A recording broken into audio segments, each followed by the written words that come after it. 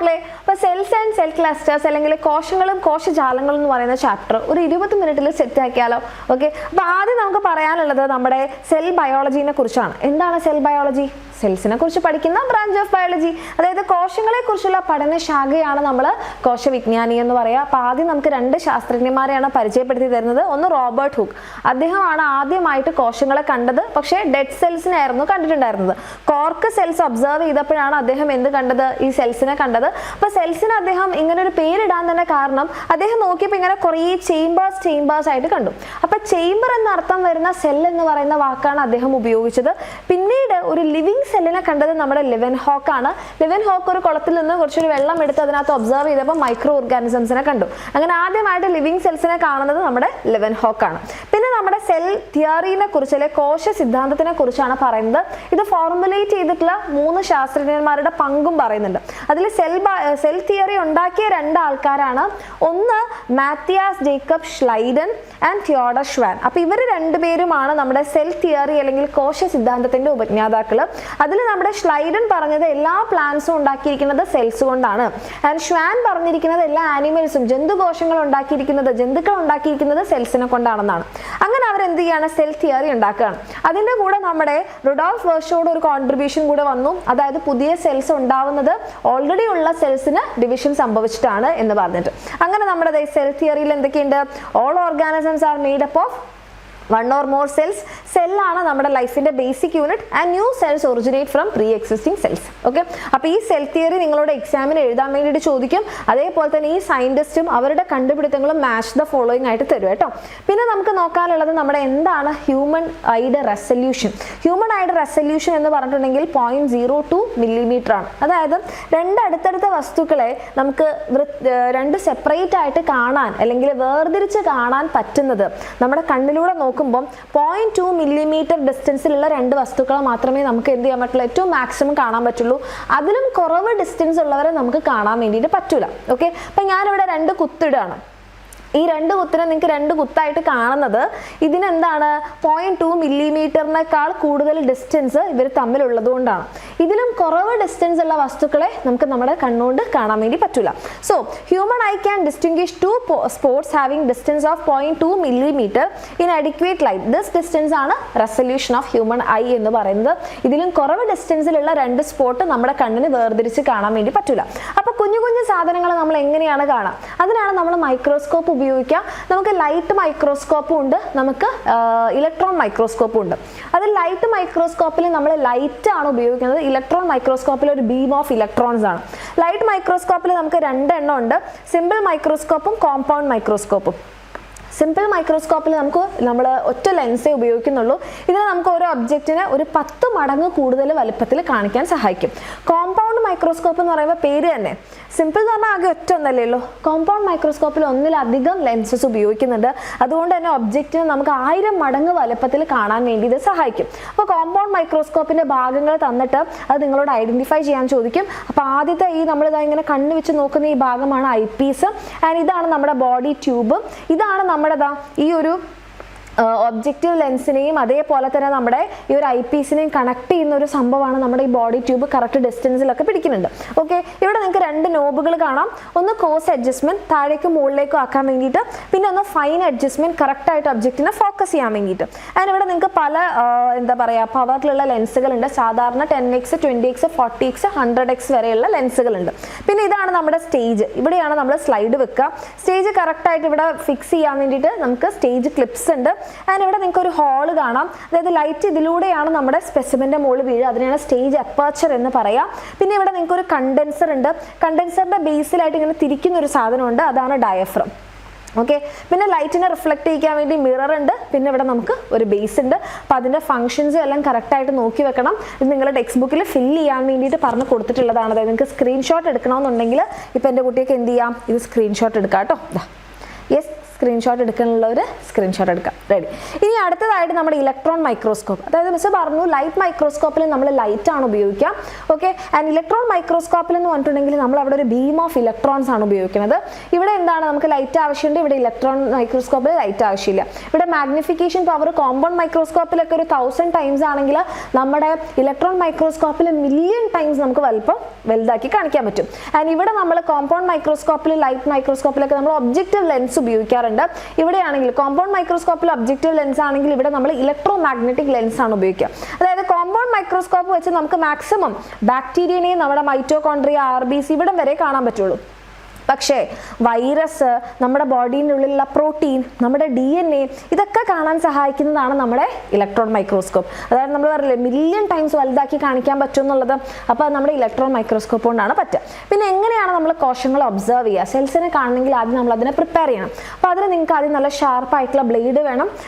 ഇതിനെയാണ് Petri dish എന്ന് പറയാം. പിന്നെ ഒരു വാച്ച് ഗ്ലാസ്, ഇങ്ങനെ കുഴിയുള്ള ഒരു വാച്ച് ഗ്ലാസ് വേണം. ദെൻ നമുക്ക് സ്ലൈഡ് വേണം, പിന്നെ ഒരു കവർ സ്ലിപ്പ് വേണം, പിന്നെ ഒരു നീഡിലും ബ്രഷും ഒക്കെ ഉണ്ടെങ്കിൽ നല്ലത്. ആദ്യം നമ്മൾ എന്താ ചെയ്യാന്ന് പറഞ്ഞാൽ ഇപ്പം നമുക്ക് എന്തിൻ്റെ സെക്ഷനാണോ കാണേണ്ടത് നമ്മൾ അതിങ്ങനെ കുറേ കുഞ്ഞു ആ സെക്ഷൻസ് ആക്കി മുറിച്ചെടുക്കും. അങ്ങനെ കുറേ തവണ നല്ല ഷാർപ്പ് ബ്ലേഡ് വെച്ച് മുറിച്ചതിന് ശേഷം അതിന് നമ്മൾ എന്ത് ചെയ്യുന്നു, അതിന് മുറിച്ചതിന് ശേഷം നമ്മൾ ഒരു പെട്രി ഡിഷിലോ വാച്ച് ഗ്ലാസ്സിലോ വെള്ളത്തിലിട്ട് വെക്കും. അതിനുശേഷം നമ്മൾ അതിനെ ഒരു സ്റ്റെയിനിലേക്ക്, ഒരു ബ്രഷ് ഉപയോഗിച്ചിട്ട് വേണം സ്റ്റെയിനിലേക്ക് മാറ്റാൻ. സ്റ്റെയിൻ എന്ന് പറഞ്ഞാൽ കളറാണ്. ഓക്കെ, ഉജാലയൊക്കെ സ്റ്റെയിനാണ്. അങ്ങനെ നമ്മൾ എന്ത് ചെയ്യുന്നു, അതിനെ നമ്മളൊരു സ്ലൈഡിലേക്ക് സ്റ്റെയിനിലേക്ക് മാറ്റിയതിന് ശേഷം അതിനെ വീണ്ടും നമ്മൾ വെള്ളത്തിലേക്ക് എടുത്തിട്ട് അതിനെ അധികമുള്ള സ്റ്റെയിനൊക്കെ കഴുകി കളഞ്ഞ് പിന്നെ ഒരു സ്ലൈഡ് എടുക്കും.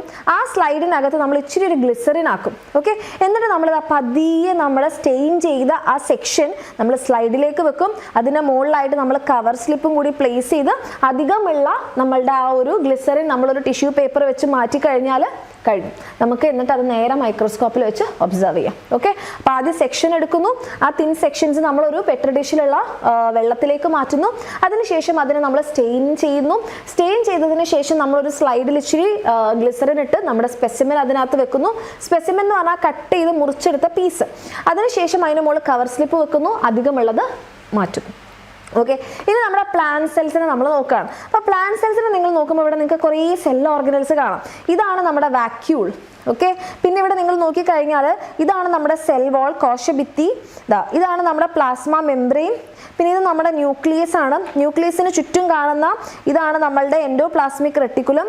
ആൻഡ് ഇവിടെ നിങ്ങൾ നോക്കിക്കഴിഞ്ഞാൽ ഇതാണ് നമ്മുടെ മൈറ്റോകോൺട്രിയ, ഇത് നമ്മുടെ സൈറ്റോപ്ലാസം. ഓക്കെ, ഇത് കറക്റ്റായിട്ട് ലേബൽ ചെയ്യണം, ഇത് ഇമ്പോർട്ടൻ്റ് ആണ് കേട്ടോ. ഓക്കെ, ഇത് നമുക്ക് ഇത് മിസ് വേണമെങ്കിൽ ഇവിടെ ലേബൽ ചെയ്യാം. ഇത് വാക്യൂൾ ആൻഡ് ഇത് നമ്മുടെ പ്ലാസ്മ മെംബ്രെയിൻ, ഇത് നമ്മുടെ ന്യൂക്ലിയസ് അല്ലെങ്കിൽ മർമ്മം, ഇത് endoplasmic reticulum and this is cytoplasm. This is mitochondria. ഇച്ചിരി വൃത്തി കുറവുണ്ട് കേട്ടോ സ്പീഡിൽ എഴുതുന്നതുകൊണ്ട്. പിന്നെ ഇത് നമ്മുടെ സെൽ വാൾ. ഓക്കെ, ഇത് ക്ലോറോപ്ലാസ്റ്റ് അല്ലെങ്കിൽ ഹരിതകണം. ഇത് ഗോൾഗി ബോഡി. ഓക്കെ, ഇതാണ് നമ്മുടെ പ്ലാന്റ്സിലുള്ള സെൽ ഓർഗനൽ. ഓരോരുത്തരുടെയും ഫംഗ്ഷൻസ് പഠിക്കാനുണ്ട്. അപ്പോൾ ആദ്യം നമ്മുടെ സെൽ വാൾ അല്ലെങ്കിൽ കോശഭിത്തി. നമ്മുടെ കോശത്തിന് നല്ല ദൃഢതയും അതുപോലെ തന്നെ നല്ല റിജിഡിറ്റിയും പ്രൊട്ടക്ഷനും ഒക്കെ കൊടുക്കുന്നതാണ് സെൽ വാൾ. അതുപോലെ തന്നെ നമ്മുടെ സെല്ലിന് എന്ത് കൊടുക്കുന്നത്, ഷേപ്പും കൊടുക്കുന്നുണ്ട്. അപ്പം റിജിഡ് ലെയർ ആണ്, അതുപോലെ തന്നെ പ്രൊട്ടക്ഷനും ഷേപ്പും കൊടുക്കുന്നുണ്ട്. മെയിനായിട്ട് ഉണ്ടാക്കിയിരിക്കുന്നത് സെല്ലുലോസ് കൊണ്ടാണ്. ഇനി പ്ലാന്റ് സെൽസിന്റെ സെൽ മെംബ്രെയിൻ നോക്കുകയാണെങ്കിൽ സെൽ മെംബ്രെയിൻ എന്ന് പറയുന്നത് ഒരു ഫ്ലെക്സിബിൾ ലെയർ ആണ്. സെല്ലിന്റെ ഉള്ളിലേക്ക് എന്തെങ്കിലും കടക്കാനും പുറത്തേക്ക് പോകാനൊക്കെ ഈ ഒരു ലെയർ ആണ് ഹെൽപ്പ് ചെയ്യുന്നത്. പക്ഷെ എല്ലാവരെയും കടത്തി വിടുക, എല്ലാവരെയും പുറത്തേക്ക് വിടുക ഒന്നും ചെയ്യില്ല.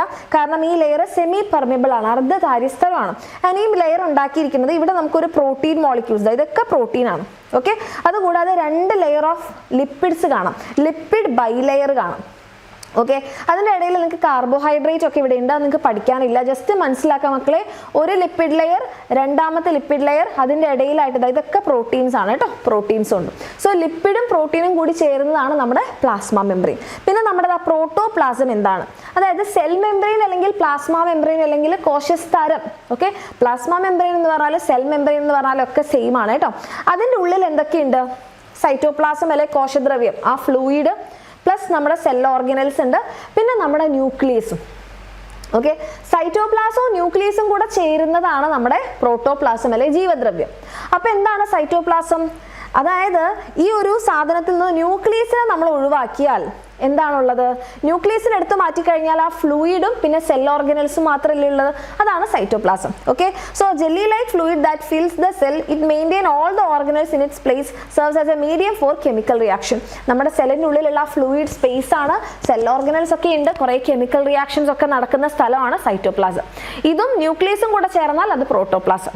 Okay, the protoplasm consist of all the component inside the cell membrane including nucleus and cytoplasm. Okay, പിന്നെ നമ്മുടെ സെൽ ഓർഗനലിൽ ആദ്യം നമുക്ക് ന്യൂക്ലിയസിനെ പറയാനുണ്ട്.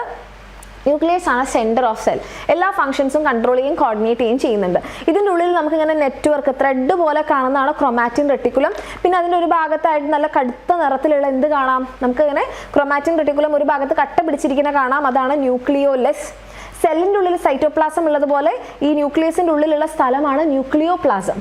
ഓക്കെ, പിന്നെ നമ്മുടെ ഗോൾഗി വസ്തുക്കൾ അല്ലെങ്കിൽ ഗോൾഗി അപ്പാരറ്റസ് എന്ന് പറഞ്ഞാൽ ഇതെന്താണ്, ഒരു ഇങ്ങനെ അടുക്കി വെച്ച മെംബ്രെയിൻസ് പോലെയാണ് കാണാൻ വേണ്ടിയിട്ട് പറ്റുക.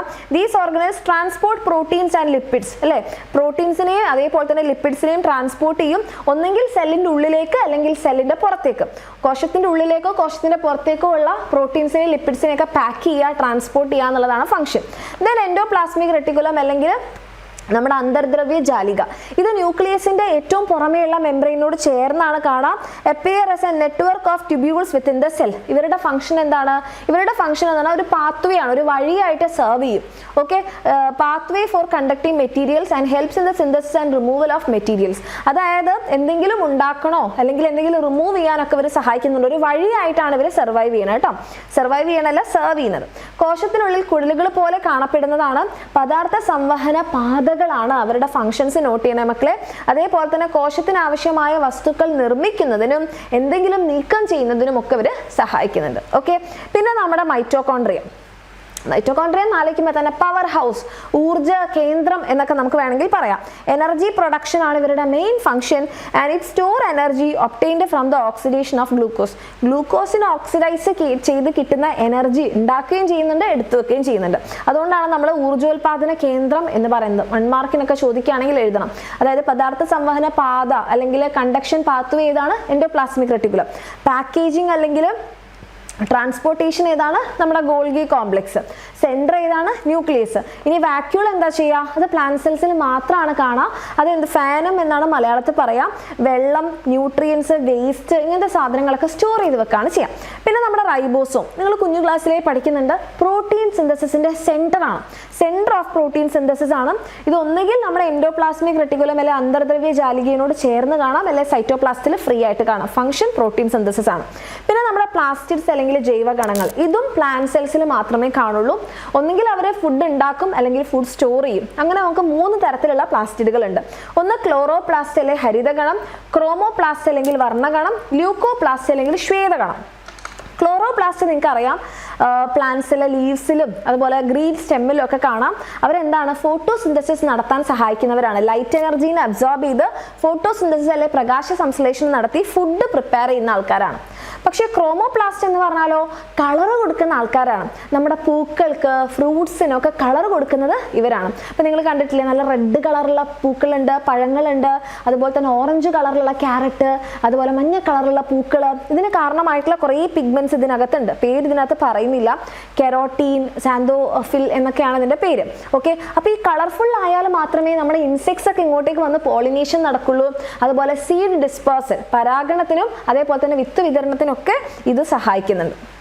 ദെൻ ല്യൂക്കോപ്ലാസ്റ്റ് എന്ന് പറഞ്ഞാൽ ഇവർക്ക് കളറില്ല, പക്ഷെ ഇവരുടെ ഫംഗ്ഷൻ സ്റ്റോറേജ് ആണ്. അതായത് പ്രോട്ടീനും സ്റ്റാർച്ചും ഓയിലും എല്ലാം സ്റ്റോർ ചെയ്യാൻ സഹായിക്കുന്നതാണ് ല്യൂക്കോപ്ലാസ്റ്റ്. അപ്പം ഓരോരുത്തരുടെയും ഫംഗ്ഷൻസ് നോട്ട് ചെയ്യാം കേട്ടോ. പിന്നെ നമ്മൾ ടിഷ്യൂസ്, പ്ലാന്റ്സിലെ ടിഷ്യൂസ് നോക്കുകയാണെങ്കിൽ ടിഷ്യൂസ് എന്ന് പറഞ്ഞാൽ സിംപ്ലി എന്താ മക്കളെ? ഇത്രേ ഉള്ളൂ, ഗ്രൂപ്പ് ഓഫ് സെൽസ്. അവരൊരു കോമൺ ഫംഗ്ഷൻ ചെയ്യുന്നു. അപ്പോൾ നമ്മൾ ഈ ടിഷ്യൂസ് നോക്കുകയാണെങ്കിൽ നമുക്ക് 2 ടൈപ്പ് ടിഷ്യൂസ് ഉണ്ട്, മെരിസ്റ്റമാറ്റിക് ടിഷ്യൂസും പെർമനന്റ് ടിഷ്യൂസും. മെരിസ്റ്റമാറ്റിക് ടിഷ്യൂ എന്ന് പറഞ്ഞാൽ കോൺസ്റ്റന്റ് ആയിട്ട് ഡിവൈഡ് ചെയ്യാൻ കപ്പാസിറ്റി ഉള്ള ടിഷ്യൂസ് ആണ് മെരിസ്റ്റമാറ്റിക് ടിഷ്യൂസ് അല്ലെങ്കിൽ മെരിസ്റ്റമിക് കലകൾ. പെർമനന്റ് ടിഷ്യൂസ് എന്ന് പറഞ്ഞാൽ അവർക്ക് വിഭജനം അല്ലെങ്കിൽ ഡിവിഷൻ ഉള്ള കഴിവ് നഷ്ടപ്പെട്ട ആൾക്കാരാണ് പെർമനന്റ് ടിഷ്യൂസ്. അതിൽ മെരിസ്റ്റമാറ്റിക് ടിഷ്യൂസ് നമുക്ക് 3 എണ്ണാണുള്ളത്. ഏപ്പിക്കൽ മെരിസ്റ്റം അല്ലെങ്കിൽ അഗ്രമെരിസ്റ്റം, ലാറ്ററൽ മെരിസ്റ്റം അല്ലെങ്കിൽ പാർഷ്യ മെരിസ്റ്റം, ഇന്റർ കാലറി മെരിസ്റ്റം അല്ലെങ്കിൽ നമ്മുടെ പർവാന്തര മെരിസ്റ്റം. പെർമനന്റ് ടിഷ്യൂസ് നമുക്ക് വീണ്ടും രണ്ടായിട്ട് ഡിവൈഡ് ചെയ്യാം. സിമ്പിൾ പെർമനന്റ് ടിഷ്യൂസും കോംപ്ലക്സ് പെർമനന്റ് ടിഷ്യൂസും. സിമ്പിൾ പെർമനന്റ് ടിഷ്യൂസിലാണ് parenchyma, collenchyma, sclerenchyma. Complex permanent tissues സൈലും ഫ്ലോയും. ഓക്കെ, അപ്പോൾ ആദ്യം നമുക്ക് നമ്മുടെ പാരൻകൈമ, കോളൻകൈമ, സ്ക്ലെറൻകൈമനെ നോക്കാം. അതിൽ സ്ക്ലെറൻകൈമ മാത്രം ഡെഡ് ആണ്. പാരൻകൈമയും കോളൻകൈമയും ലിവിങ് ആണ്. അതിൽ പാരൻകൈമയുടെ തിൻ സെൽ വോൾ ആണ്, അതിനിടയിൽ ഇന്റർസെല്ലുലാർ സ്പേസ് ഉണ്ട്. ഇവരുടെ ഫംഗ്ഷൻസ് എന്തൊക്കെയാ? ഫോട്ടോസിന്തസിസ് ചെയ്യും, ഫുഡ് സ്റ്റോറേജ് ചെയ്യും. ഓക്കെ, ചില പാരൻകൈമ സെൽസിന് ഡിവിഷൻ, വിഭജനത്തിനുള്ള കഴിവുണ്ട്. പക്ഷേ കോളൻകൈമ അങ്ങനെയല്ല. കോളൻകൈമയുടെ ചില ഭാഗങ്ങളിൽ തിക്കനിങ് ഉണ്ട്. ഓക്കെ, ഇവിടെ എന്താ ഉണ്ടാക്കിയിരിക്കുന്നത്? ചില ഭാഗങ്ങളിൽ സെല്ലുലോസും പെക്റ്റിനും അടിഞ്ഞുകൂടി തിക്കായിട്ടുണ്ട്. കോർണേഴ്സിൽ മാത്രം തിക്കാണ്. ഓക്കെ, ആൻഡ് ഇവരെന്താണ്? ഷേപ്പ് മെയിൻറ്റെയിൻ ചെയ്യാനാണ് സഹായിക്കുന്നത്. ആൻഡ് സ്ക്ലെറൻകൈമ എന്ന് പറഞ്ഞാൽ ചില ഭാഗത്ത് മാത്രം തിക്കല്ല, യൂണിഫോം തിക്നെസ്. അതായത് ഇപ്പം മിസ് ഒരു സ്ക്ലെറൻകൈമേനെ വരയ്ക്കുകയാണെങ്കിൽ ഇതാ ഇങ്ങനെ എല്ലാ ഭാഗവും ഒരുപോലെ കട്ടിയുള്ളത്. പക്ഷേ കോളൻകൈമേനെ വരയ്ക്കുകയാണെങ്കിൽ തിൻ സെൽവോൾ ആണ്, പക്ഷെ അതിൻ്റെ കോർണേഴ്സിൽ ഇങ്ങനെ തിക്കനിങ് ഉണ്ടാവും. പാരൻകൈമേനെ വരയ്ക്കുകയാണെങ്കിൽ എല്ലാം തിന്നാണ്. മനസ്സിലായോ? ഓക്കെ, സോ അതാണ് ഇവരുടെ ഡിഫറൻസ്. സ്ക്ലെറൻകൈമയുടെ ഫംഗ്ഷൻ എന്താണെന്ന് ചോദിച്ചു കഴിഞ്ഞാൽ സപ്പോർട്ട് കൊടുക്കുക, പ്ലാന്റ്സിന് സ്ട്രെങ്ത്തും സപ്പോർട്ടും കൊടുക്കുക എന്നുള്ളതാണ് സ്ക്ലെറൻകൈമയുടെ ഫംഗ്ഷൻ. അപ്പോൾ ഓരോരുത്തരുടെയും ഫംഗ്ഷനും പ്രത്യേകതയും നോക്കുക. പാരൻകൈമ തിന്നാണ്, കോളൻകൈമ ആണെങ്കിൽ കോർണേഴ്സിൽ തിക്കാണ്, സ്ക്ലെറൻകൈമ എല്ലാ ഭാഗത്തും തിക്കാണ്. പാരൻകൈമയുടെ ഫംഗ്ഷൻ എന്താണ്? ഫോട്ടോസിന്തസിസും അതുപോലെ സ്റ്റോറേജിനൊക്കെ സഹായിക്കുന്നുണ്ട്. കോളൻകൈമ സ്ട്രെങ്ത് കൊടുക്കുന്നുണ്ട് പ്ലാന്റ്സിന്. അതേപോലെ തന്നെ എന്താണ്? കോളൻകൈമ മെയിൻറ്റെയിൻ ഷേപ്പാണ് കേട്ടോ. അതുപോലെ തന്നെ സ്ക്ലെറൻകൈമ ആണെങ്കിൽ സ്ട്രെങ്ത്തും സപ്പോർട്ടും കൊടുക്കുന്നുണ്ട്. പിന്നെ നമ്മുടെ കോംപ്ലക്സ് ടിഷ്യൂസിലേക്ക് വരുമ്പോഴാണ് നമുക്ക് സൈലോം ഫ്ലോയോ ഉള്ളത്. അപ്പോൾ എന്തുകൊണ്ടാണ് കോംപ്ലക്സ് ടിഷ്യൂസ് എന്ന് പറയുന്നതെന്ന് ചോദിച്ചു കഴിഞ്ഞാൽ, ഇപ്പം നിങ്ങൾ പാരൻകൈമേനെയും കോളൻകൈമേനെയും ഒക്കെ നോക്കിക്കഴിഞ്ഞാൽ കണ്ടോ, എല്ലാവരും ഒരേപോലെയുള്ള സെൽസ് കൊണ്ടാണ് ഈ ടിഷ്യൂ ഉണ്ടാക്കിയത്. ഇതെല്ലാം ഒരുപോലെയാണ് അല്ലേ? പക്ഷെ ഇവിടെ നിങ്ങൾ നോക്കിക്കഴിഞ്ഞാൽ ഇതൊരു ടൈപ്പ്, ഇത് വേറെ ടൈപ്പ്, അങ്ങനെ ഡിഫറെൻറ്റ് ടിഷ്യൂസ് കൊണ്ടാണ് കോംപ്ലക്സ് ടിഷ്യൂസ് ഉണ്ടാക്കിയിരിക്കുന്നത്. അതുകൊണ്ടാണ് പേര് തന്നെ കണ്ടോ, കോംപ്ലക്സ്. അതായത് നമുക്കൊരു സിമ്പിൾ പ്രോബ്ലം എന്ന് പറഞ്ഞാൽ നമുക്ക് ഒരു പ്രോബ്ലം ഒക്കെ ഉണ്ടാവുള്ളൂ. കോംപ്ലക്സ് പ്രോബ്ലം എന്ന് പറഞ്ഞാൽ ഒന്നിലധികം പ്രശ്നങ്ങൾ ഉണ്ടാവും. അപ്പോൾ അതുപോലെ കോംപ്ലക്സ് ടിഷ്യൂസ് എന്ന് പറഞ്ഞാൽ ഒന്നിലധികം ടിഷ്യൂസ് ചേർത്ത് വെച്ചിട്ടാണ് ഈ ഒരു സൈലോം ഫ്ലോ ഉണ്ടാക്കിയിരിക്കുന്നത്. സൈലത്തിന്റെ ഫംഗ്ഷൻ എന്താണെന്ന് വെച്ചാൽ റൂട്ടിൽ നിന്നുള്ള വാട്ടറും മിനറൽസും ലീഫിലേക്ക് എത്തിക്കുക, ഇലകളിലേക്ക് എത്തിക്കുക. ഫ്ലോയത്തിന്റെ ഫംഗ്ഷൻ എന്താന്ന് പറഞ്ഞാൽ ഇലകളിൽ നിർമ്മിക്കുന്ന ഫുഡ് ചെടികളുടെ എല്ലാ ഭാഗത്തേക്കും എത്തിക്കാം. പിന്നെ നമ്മുടെ മെരിസ്റ്റമാറ്റിക് സെൽസ് എന്ന് പറഞ്ഞാൽ ഡിവിഷന് കപ്പാസിറ്റി ഉള്ള, വിഭജനത്തിന് കഴിവുള്ള സെൽസ് ആണ്. അത് തന്നെ നമ്മൾ പറഞ്ഞു. നമുക്ക് എന്താണ് ഇവരുടെ പ്രത്യേകത കണ്ടോ? എബണ്ടന്റ് സൈറ്റോപ്ലാസം, നിറയെ കോശദ്രവ്യം ഉണ്ട്, വലിയ ന്യൂക്ലിയസ് ആയിരിക്കും, തിൻ സെൽ വോൾ ആയിരിക്കും. ഈ പ്രത്യേകതകൾ എക്സാമിന് ചോദിക്കും, വിത്ത് ഡയഗ്രാം ചോദിക്കും കേട്ടോ. ഇനി 3 ടൈപ്പ്: ഏപ്പിക്കൽ മെരിസ്റ്റം അല്ലെ അഗ്രമെരിസ്റ്റം, ലാറ്ററൽ മെരിസ്റ്റം അല്ലെ പാർഷ്യ മെരിസ്റ്റം, ഇന്റർകാലറി മെരിസ്റ്റം അല്ലെ പർവാന്തര മെരിസ്റ്റം. അപ്പൊ പേര് തന്നെ നോക്കിയാൽ മതി, ഏപ്പിക്കൽ മെരിസ്റ്റം അല്ലെ അഗ്രമെരിസ്റ്റം. അപ്പം അഗ്രഭാഗത്താണ് കാണുക, സ്റ്റെമ്മിന്റെയും റൂട്ടിന്റെയും അഗ്രഭാഗത്ത്. ഇവർ നീളം വെക്കാനാണ് സഹായിക്കുക. ഇനി ലാറ്ററൽ മെരിസ്റ്റം അല്ലെ പാർഷ്യ മെരിസ്റ്റം, പേര് പോലെ തന്നെ ലാറ്ററൽ അല്ലെങ്കിൽ പാർശ്യം, വശങ്ങളിലാണ് ഇത് കാണാം. ഇതാണ് ചെടികളെ തടി വെക്കാൻ സഹായിക്കാം. ഇത് എല്ലാവർക്കും ഇല്ല, ഡൈക്കോട്ട് പ്ലാന്റ്സ് അല്ലെങ്കിൽ ദ്വിബീജ പത്രസസ്യങ്ങൾക്ക്, നമ്മുടെ തേക്ക്, മാവ്, ചക്ക അവർക്കൊക്കെ ഉള്ളൂ. ഇനി ഇന്റർകാലറി മെരിസ്റ്റം, ഇതാണെങ്കിൽ നിങ്ങൾ മുളയിലും തെങ്ങിലും ഒക്കെ ഇങ്ങനെ നോഡുകൾ കണ്ടിട്ടുണ്ടാവില്ലേ? നോഡ് അല്ലെങ്കിൽ പർവം, ഇതിന്റെ ഇടയിൽ കാണുന്ന മെരിസ്റ്റമാണ് ഇന്റർകാലറി മെരിസ്റ്റം അല്ലെ പർവാന്തര മെരിസ്റ്റം. ഇതും എല്ലാവർക്കും ഇല്ല.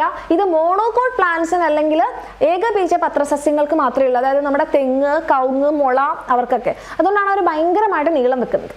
ഓക്കെ, ഇനി നമ്മുടെ അനിമൽ സെൽസിലേക്ക് വരുമ്പം നമ്മൾ നേരത്തെ പറഞ്ഞ സെൽ ഓർഗനൽ സെല്ലും ഉണ്ട്, പക്ഷേ പ്ലാസ്റ്റിഡുകൾ, ജൈവകണങ്ങളും ഇല്ല, അതുപോലെ തന്നെ സെൽ വാൾ ഇല്ല, പിന്നെ നമ്മുടെ ഫേനം, വാക്യൂൾ ഇല്ല. ഇത് 3 ആനിമൽ സെല്ലിന് ഉണ്ടാവില്ല. പകരം ആരൊക്കെയുണ്ട്? ഒരു സെൻട്രിയോൾ ഉണ്ട്, വിഭജനത്തിന് സഹായിക്കുന്ന സെൻട്രിയോൾ ഉണ്ട്. ലൈസോസോം ഉണ്ട്, ഡെസ്ട്രോയ് ഫോറിൻ പാർട്ടിക്കിൾസ്, അന്യ വസ്തുക്കളെ നശിപ്പിക്കാനുള്ള ലൈസോസോമും ഉണ്ട്. പിന്നെ ഇവിടെ നിങ്ങൾക്ക് എല്ലാം പരിചയമുണ്ട്, സെൽ മെംബ്രെയിൻ, കോശസ്തരം അല്ലെങ്കിൽ പ്ലാസ്മ മെംബ്രെയിൻ, പിന്നെ ന്യൂക്ലിയസ് ഉണ്ട്, എൻഡോപ്ലാസ്മിക് റെട്ടിക്കുലം ഉണ്ട്, ഗോൾഗി ഉണ്ട്, മൈറ്റോകോൺട്രിയ ഉണ്ട്. ഇതൊക്കെ നമ്മുടെ പ്ലാന്റ്സിനുള്ളത് തന്നെയാണ്, സെയിം ഫംഗ്ഷനുമാണ്. പ്ലാന്റ്സിന് ഇല്ലാത്തതാണ് സെൻട്രിയോൾ, വിഭജനത്തിന് സഹായിക്കും, ലൈസോസോം, ഡെസ്ട്രോയ് ഫോറിൻ പാർട്ടിക്കിൾസ്. അതുപോലെ തന്നെ ഈ സാധനങ്ങൾ സെൽവോള്, പ്ലാസ്റ്റിഡ്, ഈ സാധനങ്ങൾ ആർക്ക് മാത്രമേ ഉള്ളൂ? പ്ലാന്റ്സിന് മാത്രം. അതുപോലെ വാക്യൂളും. ഓക്കെ, പിന്നെ നമ്മുടെ ടിഷ്യൂസ് നോക്കുകയാണെങ്കിൽ എപ്പിത്തീലിയൽ ടിഷ്യൂ അല്ലെങ്കിൽ ആവരണകല ഏറ്റവും പുറമെയാണ് കാണുന്നത്. പൊതിഞ്ഞ് സംരക്ഷിക്കുക എന്നുള്ളതാണ് ഇവരുടെ function. Cover and protect the surface of the body and internal organ. ആന്തരാവയവങ്ങളും ശരീരോപരിതലും പൊതിഞ്ഞ് സംരക്ഷിക്കാം. And helps the absorption of substance. നമ്മളിപ്പോൾ ഇവിടെ എന്തെങ്കിലും ക്രീമൊക്കെ തേച്ചാൽ അത് അബ്സോർബ് ആവും, ആഗിരണം ചെയ്യല്ലേ, അതിനെ സഹായിക്കുന്നുണ്ട്.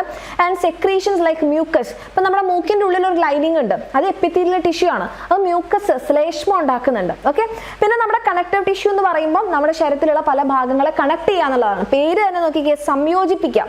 സംയോജക കല അല്ലെ കണക്റ്റീവ് ടിഷ്യൂ, കണക്ട് ചെയ്യാം. Provide support various parts of the body, various parts of the ബോഡിനെ കണക്ട് ചെയ്യുന്നുണ്ട്. ബ്ലഡ്, ബോണ്, ഫൈബ്രസ് ടിഷ്യൂ ഒക്കെ കണക്റ്റീവ് ടിഷ്യൂ ആണ്. പിന്നെ മസിൽ ടിഷ്യൂ അല്ലെങ്കിൽ പേശികല. ആലോചിക്കും, മസിൽസ് ഇല്ലെങ്കിൽ നമുക്ക് ഇങ്ങനത്തെ മൂവ്മെന്റ്സ് പോസിബിൾ അല്ല.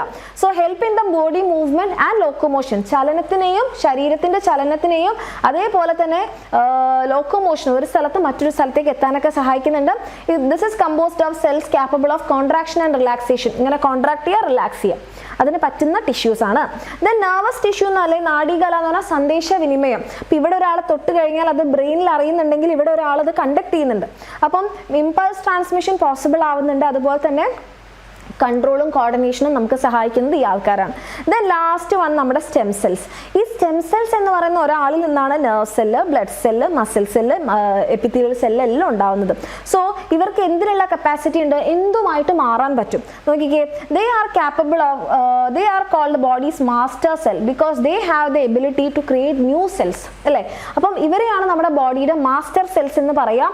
കാരണം അല്ലെ വിത്തുകോശങ്ങൾ എന്ന് പറയും. കാരണം പുതിയ ഇനം കലകളെ അല്ലെ പുതിയ ഇനം കോശങ്ങളെ സൃഷ്ടിക്കാനുള്ള കഴിവ് ഇവർക്കുണ്ട്. Stem cells are specialised cells that can develop into various type. അതായത് മസിൽ സെല്ലായിട്ട് മാറാനും നെർവ് സെല്ലായിട്ട് മാറാനും ബ്ലഡ് സെല്ലായിട്ടൊക്കെ മാറാൻ വേണ്ടി പറ്റും. അതുകൊണ്ടാണ് ഇവരെ മാസ്റ്റർ സെൽ എന്ന് പറയുന്നത്. Stem cells help to eliminate damage cell. അപ്പോൾ ഒരു സ്ഥലത്തൊരു ഡാമേജ് ഉണ്ടായാൽ ഇത് മാറ്റിയിട്ട് അവിടെ പുതിയത് വരണം. പുതിയത് ഉണ്ടാക്കാൻ ആർക്ക് പറ്റും? സ്റ്റെം സെല്ലിന് പറ്റും. Promote the growth of new സെൽസിന്റെ ഗ്രോത്ത് പ്രൊമോട്ട് ചെയ്യും. And maintain healthy tissues. In modern മെഡിസിനിൽ ഇന്ന് ഏറ്റവും കൂടുതൽ റിസർച്ച് നടന്നുകൊണ്ടിരിക്കുന്ന ഒരു ഭാഗവും കൂടിയാണ് നമ്മുടെ ഈ ഒരു സ്റ്റെം സെൽ എന്ന് പറയുന്നത്. അപ്പോൾ ഇത്രേ ഉള്ളൂ നമ്മുടെ ചാപ്റ്റർ. ഓക്കെ, അപ്പോൾ സ്റ്റെം സെൽ എന്ന് പറയുമ്പോൾ ആലോചിക്കുക, എന്തുമായിട്ട് മാറാനുള്ള കപ്പാസിറ്റി ഉള്ളതാണ് സ്റ്റെം സെൽ. ഓക്കെ, അപ്പോൾ ക്ലിയർ ആയെന്ന് വിചാരിക്കുന്നു. നമുക്കിനി നെക്സ്റ്റ് വീഡിയോയിൽ കാണാം. ഇത് യൂസ്ഫുൾ ആയെങ്കിൽ കമൻറ്റ് ചെയ്യാം.